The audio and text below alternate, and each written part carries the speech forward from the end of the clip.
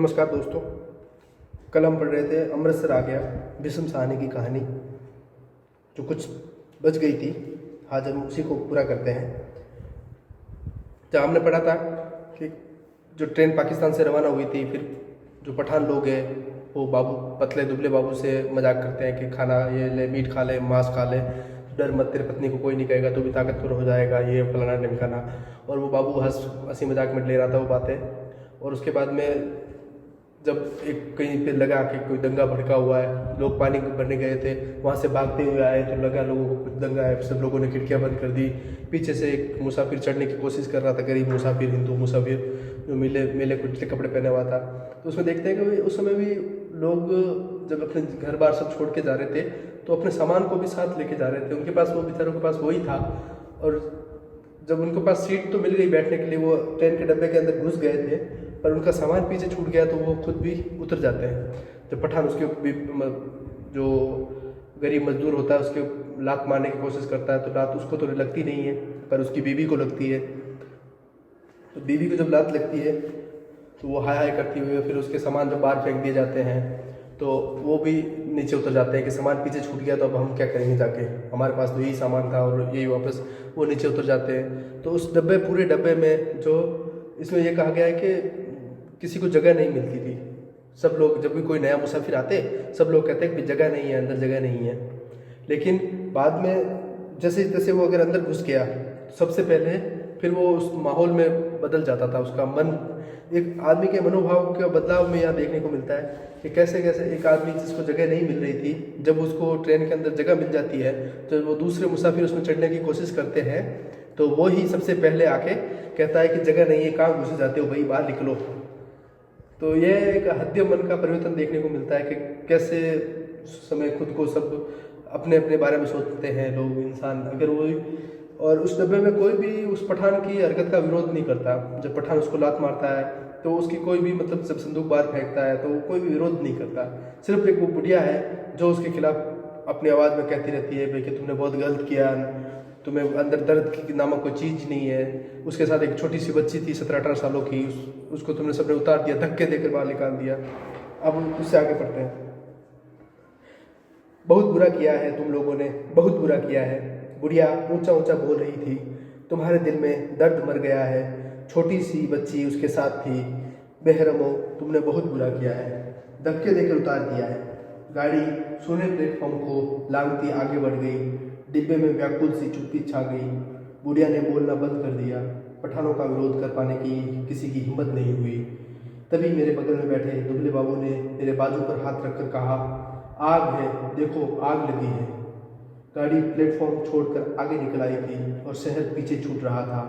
तभी शहर के रुकते हुए धुएं के बादल और उनमें लपलपाती आग के शोले नजर आने लगे थे। दंगा हुआ है। स्टेशन पर लोग भी भाग रहे थे, कहीं दंगा हुआ है। शहर में आग लगी थी। बात डिब्बे भर के मुसाफिरों को पता चल गई और वे लपक लपक कर खिड़कियों में से आग का दृश्य देखने लगे। जब गाड़ी आगे बढ़ती है तो वो कहते हैं, अपना अपना मानव स्वभाव है ना, कुछ भी काम होता है तो अपन सबसे पहले पास वालों को कहते हैं देख वहाँ कुछ हुआ है। तो वही वाली बात है, इसमें भी क्या है, जब आग बाहर देखी तो उसने कहा भाई देखो बाहर में आग लगी है और कहीं दंगा हुआ है। तो लोग भी सारे देखने लगे खिड़कियों के बाहर। जब गाड़ी शहर छोड़कर आगे बढ़ गई तो डिब्बे में सन्नाटा छा गया। मैंने घूमकर डिब्बे के अंदर देखा। दुबले बाबू का चेहरा पीला पड़ गया था और माथे पर पसीने की परत किसी मुर्दे के माथे की तरह चमक रही थी। मुझे लगा जैसे अपनी अपनी जगह बैठे सभी मुसाफिरों ने अपने आसपास बैठे लोगों का जायजा ले लिया है। सरदार जी उठकर मेरी सीट पर आ बैठे। नीचे वाली सीट पर बैठा पठान उठा और अपने दो साथियों के साथ ऊपर वाली बर्थ पर चढ़ गया। यही क्रिया शायद रेलगाड़ी के अन्य डिब्बों में भी चल रही थी। यही क्रिया शायद रेलगाड़ी के अन्य डिब्बों में भी चल रही थी। डिब्बे में तनाव आ गया। लोगों ने बतियाना बंद कर दिया। तीनों के तीनों पठान ऊपर वाली बर्थ पर एक साथ बैठे चुपचाप नीचे की ओर देखे जा रहे थे। सभी मुसाफिरों की आंखें पहले से ज़्यादा खुली खुली, ज़्यादा संकित सी लगी। यही स्थिति संभवतः गाड़ी के सभी डिब्बों में व्याप्त हो रही थी। यहाँ पे देखो डर का माहौल देखने को मिलता है पूरा पूरा। जैसे उनको पता चला कि दंगा हो गया है तो इसमें जो सरदार जी थे और ये पठान बाबू ये सब हिंदू हैं, तो ये एक सीट पे आके बैठ गए जहाँ पे बुढ़िया भी बैठी है, ये सब चीज़ आ गई।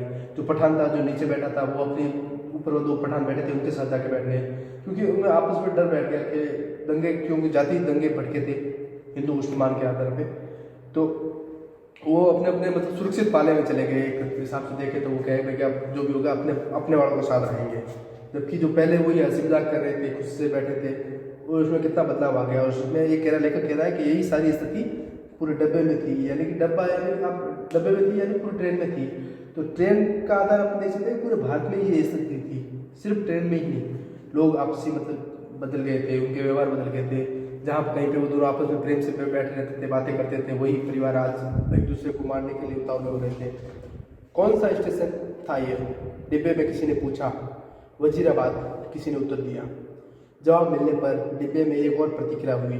पठानों के मन का तनाव फौरन ढीला पड़ गया, जबकि हिंदू सिख मुसाफिरों की चुप्पी और ज़्यादा गहरी हो गई। एक पठान ने अपनी बास्केट की जेब में से नस्वार की डिब्बियाँ निकाली और नाक में नस्वार चढ़ाने लगा। अन्य पठान भी अपनी अपनी डिब्बियाँ निकालकर नस्वार चढ़ाने लगे। बुढ़िया बराबर माले जपे जा रही थी। किसी वक्त उसके बुदबुदाते होठ नजर आते, लगता उनमें से कोई खोखली सी आवाज़ निकल रही है। अब इसमें देखो, जब उनको पता चला कि ये, किसी ने पूछा कौन सा स्टेशन था, तो किसी ने कहा ये वजीराबाद था। वजीराबाद स्टेशन का नाम सुनने के बाद में जो ऊपर पठान बैठे थे, वो थोड़े, जो उनके डर का माहौल था, जो उनके अंदर डर था, वो थोड़ा कम हो गया। उनको लगा कि बस ये तो अपना स्टेशन है भैया, मुसलमानों का इलाका है, मुस्लिम बहुल इलाका है, तो यहाँ तो अपने को कोई करेंगे नहीं। और वहीं जो हिंदू सरदार वगैरह परिवार थे, उनके अंदर और थोड़ा डर बैठ गया कि ये तो मुसलमानों का इलाका है। और इसमें एक जो बुढ़िया बराबर माला जप रही है, वो एक प्रतीक है कुछ अच्छे लोगों का, जो नहीं चाहते थे ये चीज़ें, कि वो चाहते थे कि ये सब कुछ सही हो जाए, ये कुछ भी ना हो, वो अच्छे की कामना करने वाले लोगों का एक तरह से प्रतीक मान सकते हैं हम उनको। ठीक है। अगले स्टेशन पर जब गाड़ी रुकी तो वहाँ भी सन्नाटा था, कोई परिंदा तक नहीं फड़क रहा था। हाँ, एक भिश्ती पीठ पर पानी की मस्क लादे प्लेटफॉर्म लांग कर आया और मुसाफिरों को पानी पिलाने लगा। लो पियो पानी, पानी पियो। औरतों के डिब्बे में से औरतें और बच्चों के अनेक हाथ बाहर निकल आए थे। बहुत मारकाट हुई है, बहुत लोग मर रहे हैं। लगता था वो इस मारकाट में अकेला पुण्य कमाने चला आया था। गाड़ी सरकी तो सहसा खिड़कियों के पल्ले चढ़ाए जाने लगे। दूर दूर तक पहियों की गड़गड़ाहट के साथ खिड़कियों के पल्ले चढ़ाने की आवाज़ आने लगी। किसी अज्ञात आशंकावश दुबला बाबू मेरे पास वाली सीट पर से उठा और 2 सीटों के बीच फर्श पर लेट गया। उसका चेहरा अभी भी मुर्दे जैसा पीला हो रहा था। इस पर बर्थ पर बैठा पठान उसकी ठिठोली करने लगा। ओ बेगैरत, तुम मर्द है कि औरत है? सीट पर से उठकर नीचे लेटता है तो मर्द के नाम को बदनाम करता है। वो बोल रहा था और बार बार हंसे जा रहा था। फिर वो उससे पश्तो में कुछ कहने लगा। बाबू चुप बना लेटा रहा। अन्य सभी मुसाफिर चुप थे। डिब्बे का वातावरण बोझिल बना हुआ था। ऐसे आदमी को हम डिब्बे में बैठने नहीं देगा। ओ बाबू, तुम अगले स्टेशन पर उतर जाओ और जनाना डिब्बे में बैठो।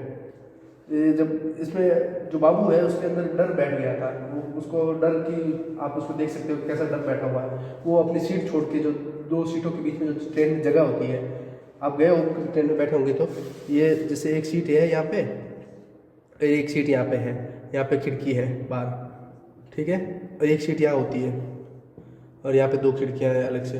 तो यहाँ की जो जगह है वहाँ पे वो लेट गया चुपचाप से, और हो सकता है कि वो सीट के नीचे भी चला जाने की कोशिश कर रहा हो कि भाई डर बैठा हुआ है, तो कि भाई कोई बाहर से अगर कोई आक्रमणकारी आए या कोई मारने के लिए आए तो वो भी मेरे को ढूंढ ना पाए, मतलब मैं नीचे छुप जाता हूँ।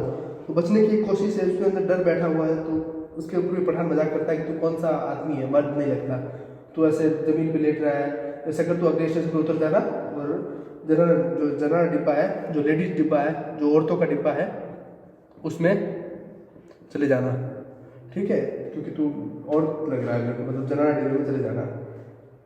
मगर बाबू की हाजिर जवाबी अपने कंठ में सूख चली थी। हकला कर चुप हो रहा था।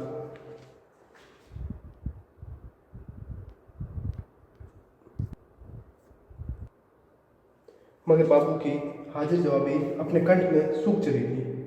हकला कर चुप हो रहा था। पर थोड़ी देर बाद वो अपने आप सीट पर जा बैठा और देर तक अपने कपड़ों की धूल झाड़ता रहा। वो क्यों उठकर फर्श पर लेट गया था? शायद उसे डर था कि बाहर से गाड़ी पर पथराव होगा या गोली चलेगी। शायद इसी कारण खिड़कियों के पल्ले चढ़ाए जा रहे थे। कुछ भी कहना कठिन था। मुमकिन है कि किसी एक मुसाफिर ने किसी कारण से खिड़की का पल्ला चढ़ाया हो और उसकी देखा देखी बिना सोचे समझे धड़ाधड़ खिड़कियों के पल्ले चढ़ाए जाने लगे हों। बोझिल अनिश्चित से वातावरण में सफ़र कटने लगा। रात गहराने लगी थी। डिब्बे के मुसाफिर स्तब्ध और शंकित ज्यों के त्यों बैठे थे। कभी गाड़ी की रफ्तार सहसा टूटकर धीमी पड़ जाती तो लोग एक दूसरे की ओर देखने लगते। कभी रास्ते में ही रुक जाती तो डिब्बे के अंदर का सन्नाटा और भी गहरा हो उठता। केवल पठान निश्चित बैठे थे। हाँ, उन्होंने भी बतियाना छोड़ दिया था, क्योंकि उनकी बातचीत में कोई भी शामिल होने वाला नहीं था।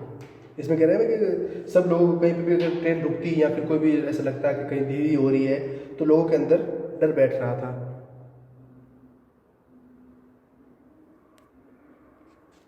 तो लोगों के अंदर वो डर बैठ रहा था कि कहीं गाड़ी धीरे हो रही है या फिर कहीं पे भी रफ्तार ज़्यादा हो रही है।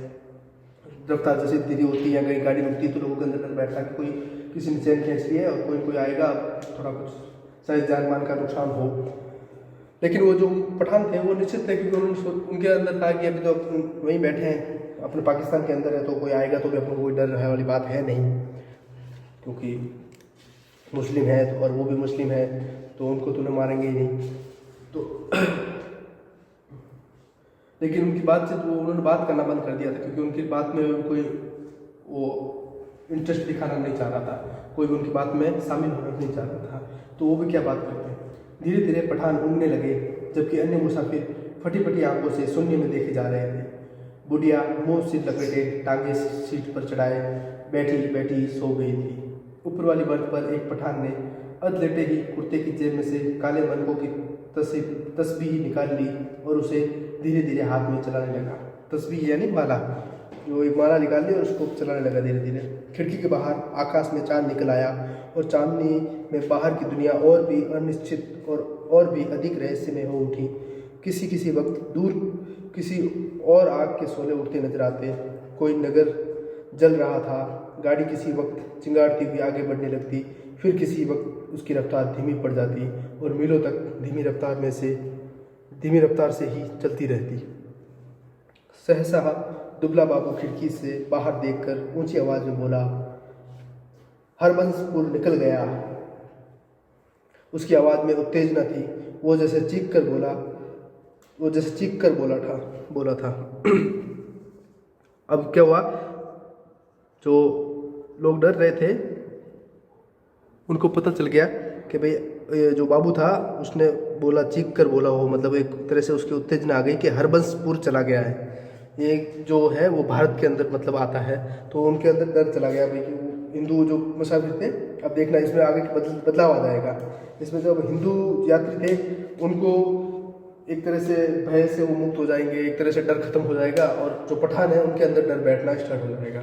जो डर का परिवर्तन है या फिर एक तरह से होता है ना सिक्योरिटी, एक तरह से सुरक्षा का भाव, वो कैसे बदलता है, या देखिए। ठीक है, तो हरबंसपुर निकल गया। उसकी आवाज़ में उत्तेजना थी। वो जैसे चीख कर बोला था। डिब्बे के सभी लोग उसकी आवाज़ सुनकर चौंक गए थे। उसी वक्त डिब्बे के अधिकांश मुसाफिरों ने मानो उसकी आवाज़ को ही सुनकर करवट बदली। ओ बाबू, चिल्लाता क्यों है? तस्बीह वाला पठान चौंक कर बोला, इधर उतरेगा तुम, जंजीर खींचूं? और खी करके हंस दिया। जाहिर है वो हरबंसपुरा की स्थिति से अथवा उसके नाम से अनभिज्ञ था। मतलब लेखक कह रहा है कि जब उसने बोला भी हरबंसपुरा आ गया है, तो वो जो माला फेर रहा था जो पठान, वो बोल रहा है कि क्यों चिल्ला क्यों रहा है, तेरे को यहाँ उतरना है तो जंजीर खींच दूँ क्या? तो फिर लेखक कह रहा है शायद उसको पता नहीं था कि भाई ये भारत में आ गया है, भारत की सीमा लग गई है, इसलिए वो ऐसे हंस रहा था, बोल रहा था। बाबू ने कोई उत्तर नहीं दिया, केवल सिर हिला दिया और एक आध बार पठान की ओर देखकर फिर खिड़की के बाहर झाँकने लगा। डिब्बे में फिर मौन छा गया।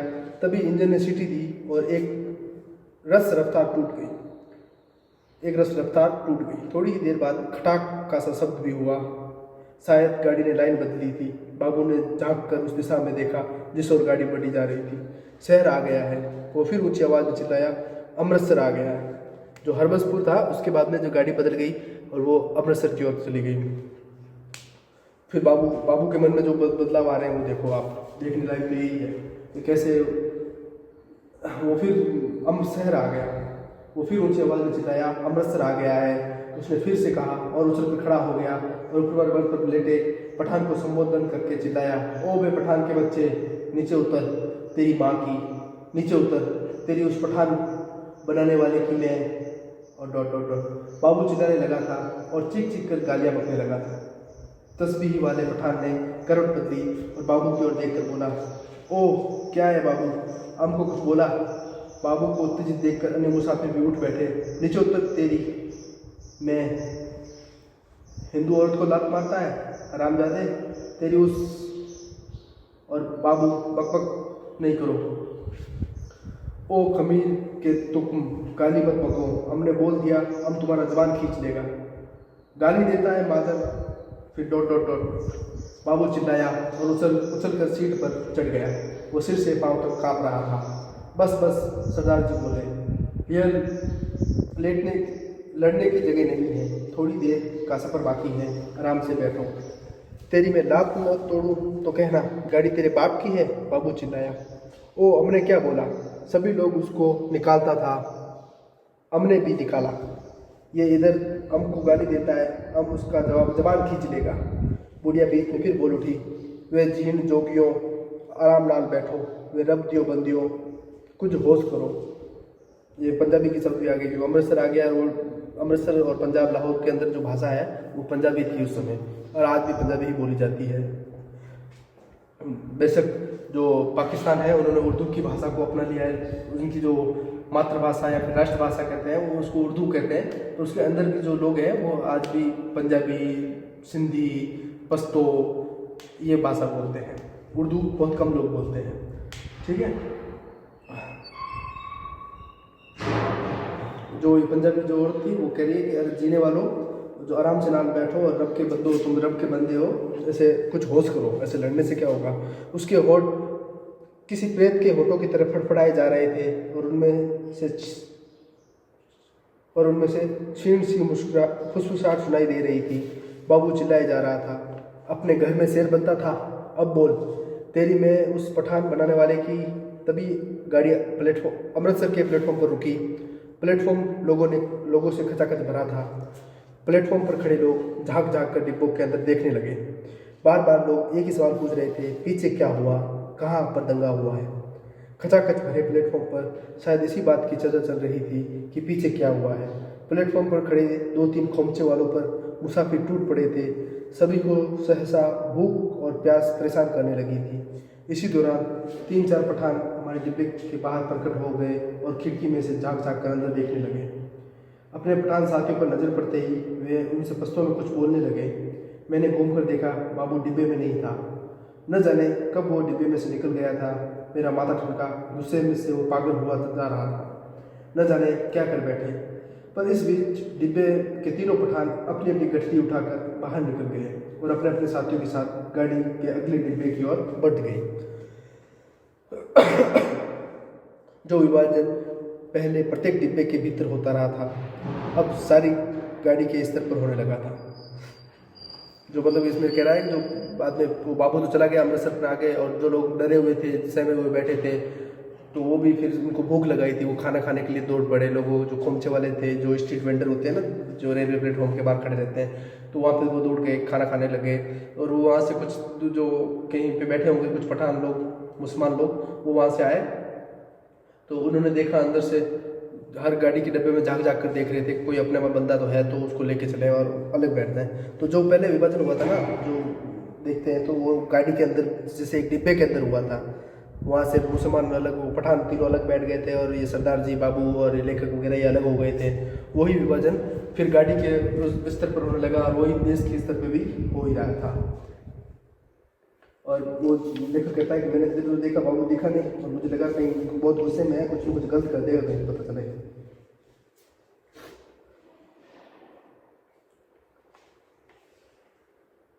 खोमचे वालों के इर्द गिर्द भीड़ छटने लगी, लोग अपने अपने डिब्बों में लौटने लगे। तभी सहसा एक और से मुझे बाबू आता दिखाई दिया। उसका चेहरा अभी भी बहुत पीला था और माथे पर बालों की लट झूल रही थी। नज़दीक पहुंचा तो मैंने देखा उसने अपने दाएं हाथ में लोहे की एक छड़ उठा रखी थी। जाने वो उसे कहाँ से मिल गई थी। डिब्बे में घुसते समय उसने छड़ को अपनी पीठ पीछे कर लिया और मैं नीचे वाली सीट पर बैठने से पहले उसने हौले से छड़ को सीट के नीचे सरका दिया। सीट पर बैठते ही उसकी आंखें पठान को देख पाने के लिए ऊपर को उठी, पर डिब्बे में पठानों को न पाकर वो हड़बड़ा कर चारों ओर देखने लगा। निकल गए हरामी बादल, सब के सब निकल गए। फिर वो सिर पिटाकर उठ खड़ा हुआ और चिल्लाकर बोला, तुमने उन्हें जाने क्यों दिया? तुम सब नामर्द हो, बुज़दिल।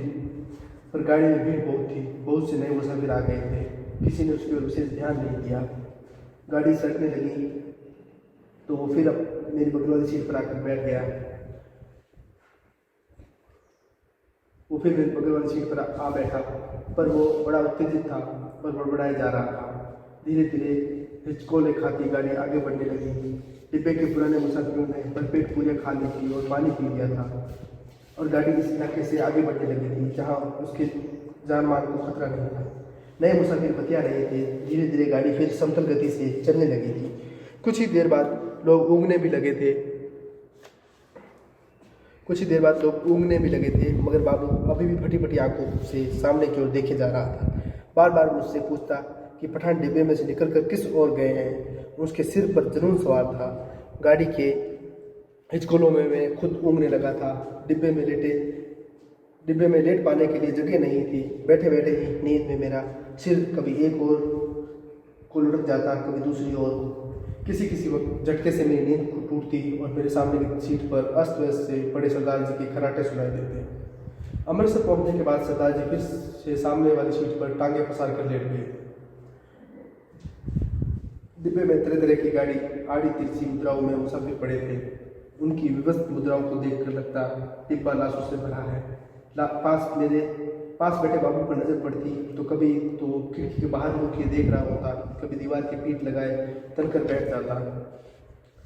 किसी वक्त गाड़ी किसी स्टेशन पर रुकी तो पहियों की गड़गड़ाहट बंद होने पर निस्तब्धता छा जाती। तभी लगता जैसे प्लेटफॉर्म पर कुछ गिरा है या कोई मुसाफिर गाड़ी में से उतरा है और मैं झटके से उठकर बैठ जाता है। इसी तरह एक बार जब मेरी नींद टूटी तो गाड़ी की रफ्तार धीमी पड़ गई थी और डिब्बे में अंधेरा था। मैंने उसी तरह अधलेटे खिड़की में बाहर देखा। दूर पीछे की ओर किसी स्टेशन के सिग्नल के लाल कुमकुमे चहक रहे थे। स्पष्ट गाड़ी कोई स्टेशन रांग कर आई थी, पर अभी तक उसमें रफ्तार नहीं पकड़ी थी। डिब्बे के बाहर मुझे धीमे से अस्पष्ट स्वर सुनाई दिए। दूर ही एक धूमिल सा काला पुंज नजर आया। नींद की खुमारी में मेरी आंखें कुछ देर तक उस पर लगी रही, फिर मैंने उसे समझ पाने का विचार छोड़ दिया। डिब्बे के अंदर अंधेरा था, बत्तियां बुझी हुई थी, लेकिन बाहर लगता था पौ फटने वाली है, मतलब सुबह होने वाली थी। मेरी पीठ पीछे डिब्बे के बाहर किसी चीज़ को खरोचने की सी आवाज़ आई। मैंने दरवाजे की ओर घूम कर देखा। डिब्बे का दरवाज़ा बंद था। मुझे फिर से दरवाज़ा खरोचने की आवाज़ सुनाई दी। फिर मैंने साफ साफ सुना लाठी से कोई व्यक्ति डिब्बे का दरवाज़ा पटपटा रहा था। मैंने झाँक कर खिड़की के बाहर देखा। सचमुच एक आदमी डिब्बे की 2 सीढ़ियाँ चढ़ आया था। उसके कंधे पर एक गठरी झूल रही थी और हाथ में लाठी थी और उसने बदरंग से कपड़े पहन रखे थे और उसकी दाढ़ी थी।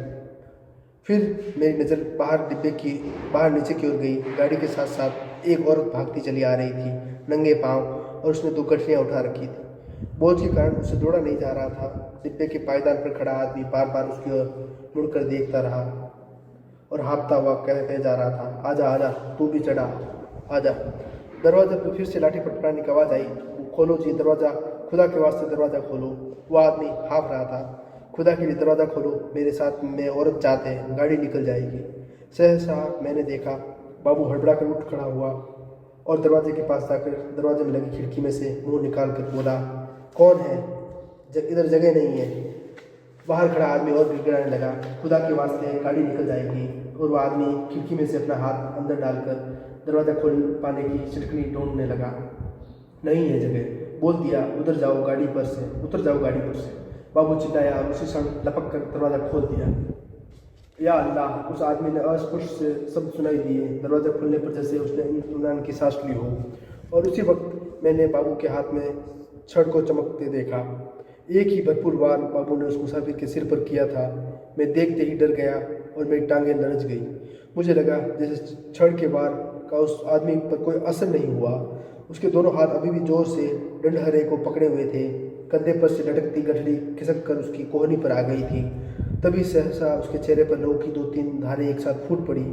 झुरमुटे में उसके खुले होठ और चमकते दांत नजर आए।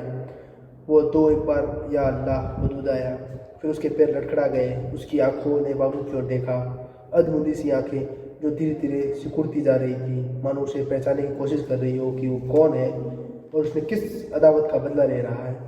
इस बीच अंधेरा कुछ और छन गया था। उसके होठ फिर से फड़क पड़ाए और उनमें उसके सफ़ेद दांत फिर से झलक उठे। मुझे लगा जैसे वो मुस्कुराया है, पर वास्तव में केवल त्रास के ही कारण उसके होठों में बल पड़ने लगे थे। नीचे पटरी के साथ साथ भागती औरत बड़बड़ाए और खोसे जा रही थी। उसे भी मालूम नहीं हो पाया था कि क्या हुआ है। वो अभी भी शायद यही समझ रही थी कि गठरी के कारण उसका पति गाड़ी पर ठीक से चढ़ नहीं पा रहा है, फिर उसका पैर जम नहीं पा रहा है। वो गाड़ी के साथ साथ भागती हुई अपनी 2 गठरियों के बावजूद अपने पति के पैर को पकड़ पकड़ कर सीढ़ी पर टिकाने की कोशिश कर रही थी। तभी सहसा डंडहरे पर उस आदमी के दोनों हाथ छूट गए और वो कटे पैर की भांति नीचे जा गिरा और उसके गिरते ही औरत ने भागना बंद कर दिया, मानो दोनों का सफ़र एक साथ ही खत्म हो गया। बाबू अभी भी मेरे निकट डिब्बे के खुले दरवाजे में बूथ सा बना खड़ा था। लोहे की छड़ अभी भी उसके हाथ में थी। मुझे लगा जैसे वो छड़ को फेंक देना चाहता है, लेकिन उसे फेंक नहीं पा रहा। उसका हाथ जैसे उठ नहीं रहा था। मेरी सांसें अभी भी फूली हुई थी और डिब्बे के अंधेरे कोने में मैं खिड़की के साथ सटक कर बैठा उसकी ओर देखे जा रहा था। फिर वो आदमी खड़े खड़े हिला। किसी अज्ञात प्रेरणावश वो एक कदम आगे बढ़ आया और दरवाजे में से बाहर पीछे की ओर देखने लगा। गाड़ी आगे निकलती जा रही थी। दूर पटरी के किनारे अंधेरे पुंज सा नजर आ रहा था। बाबू का शरीर हरकत में आया। एक झटके में उसने छड़ को डिब्बे से के बाहर फेंक दिया, फिर घूमकर डिब्बे के अंदर दाएं बाएं देखने लगा। सभी मुसाफिर सोए पड़े थे। मेरी और उसकी नज़र उठी। थोड़ी देर तक वो खड़ा डोलता रहा, फिर उसने घूमकर दरवाज़ा बंद कर दिया। उसने ध्यान से अपने कपड़ों की ओर देखा, अपने दोनों हाथों की ओर देखा, फिर एक एक करके अपने दोनों हाथों को नाक के पास ले जाकर उन्हें सूंघा, मानो जानना चाहता हो कि उसके हाथों में खून की बू तो नहीं आ रही। फिर वो दबे पाँव चलता हुआ आया और मेरी बगल वाली सीट पर बैठ गया। धीरे धीरे झुट्टा छटने लगा, फिर दिन खुलने लगा। साफ सुथरी सी रोशनी चारों ओर फैलने लगी। किसी ने जंजीर खींचकर गाड़ी को खड़ा नहीं किया था। छड़ खाकर गिरी उसकी देह मीलों पीछे छूट चुकी थी। सामने गेहूं के खेतों में फिर से हल्की हल्की लहरियां उठने लगी थी। सरदार जी बदन खुजलाते उठ बैठे। मेरी बगल में बैठा बाबू दोनों हाथ सिर के पीछे रखे सामने की ओर देखे जा रहा था। रात भर में उसके चेहरे पर दाढ़ी के छोटे छोटे बाल उगाए थे। अपने सामने बैठा देख कर सरदार उसके साथ बतियाने लगा। बड़े जीवट वाले हो बाबू, दुबले पतले हो पर बड़े गुर्दे वाले हो। बड़ी हिम्मत दिखाई है तुमसे डर कर ही वे पठान डिब्बे में से निकल गए। यहाँ बने रहते तो एक ने एक की खोपड़ी तुम जरूर दुरुस्त कर देते। और सरदार जी हंसने लगे। बाबू जवाब में मुस्कुराया, एक विभत्स सी मुस्कान, और देर तक सरदार के चेहरे की ओर देखता रहा। तो ये कहानी थी अमृतसर आ गया। इसमें हमने देखा जैसे इसमें भी देखो तो एक रात की तरह, मतलब जो विभाजन हुआ उसके अंदर जो दुर्घटना घटी वो सब रात के अंधेरे में जो हुई है। उनका उपन्यास है तमस का मतलब भी है अंधेरा। तो ये भी एक अंधेरे की तरह, इसमें भी कहानी में भी अंधेरा ही दिखाया गया है कि एक रात में कैसे बदलाव हुआ। एक जो बाबू नाम का आदमी था उसने कैसे कि गरीब इंसान की हत्या कर दी जिसको वो जानता भी नहीं था, और वो मरते हुए जब उसको चोट लगी तो वो भी उसी की तरफ देख रहा था कि ये कौन सा आदमी है जो मेरे से किस बात का बदला ले रहा है। उसे अभी तक समझ नहीं आ रहा था। वो जब उसके ऊपर छड़ से वार किया गया तो वो भी यही देख रहा था। तो इसमें भी अपन देखते हैं कि गरीब जो इंसान है उनके ऊपर ही ये सब जो विपदाएं आई थी वो सारी गरीब लोगों के ऊपर ही देखने को मिलती है हमें। तो अमृतसर आगे कहानी है। तो इसमें जो विभाजन है, इसमें आपने देखा था कि सबसे पहले पठानों ने बाबू का मजाक उड़ाया। उसके बाद में पठानों के द्वारा जो गरीब हिंदू परिवार आया था उसको बाहर फेंक दिया गया, उसके सामानों को बाहर फेंक दिया गया। उसके बाद बाबू ने पठानों को गालियाँ दी। जब उसको पता चला कि भाई हम अमृतसर में आ गए तो उसने गालियाँ देनी स्टार्ट कर दी कि अमृतसर आ गया, अब डरने की चीज़ नहीं है। उससे पहले वो डर रहा था, कभी सीट के नीचे घुस रहा है, कभी कुछ भी कर रहा है, चुपचाप बैठा है, कभी डर रहा है, कभी पसीने की लकीरें आ रही है उसके चेहरे पे। और उसके बाद में वो एक छड़ उठा लाया और रात में जब उसको वो पठान नहीं मिले तो वो बाद में जो गरीब मुसलमान दंपत्ति आते हैं जिसका पति उसके ऊपर चढ़ रहा होता है, जब वो दरवाज़ा खोलता है तो उसको दुआएं देता है कि भैया अल्लाह तो बहुत अच्छा, मतलब कि दरवाज़ा खोल दिया, अच्छी बात है। लेकिन तभी वो छड़ से मार देता है तो उसको लगता है कि ये क्या हो गया। तो इसमें एक रात भर में जो दंगे का माहौल, उससे पहले हमने देखा कि लोग आपस में जब पता चला कि दंगा हो रहा है तो अलग अलग हो गए हैं।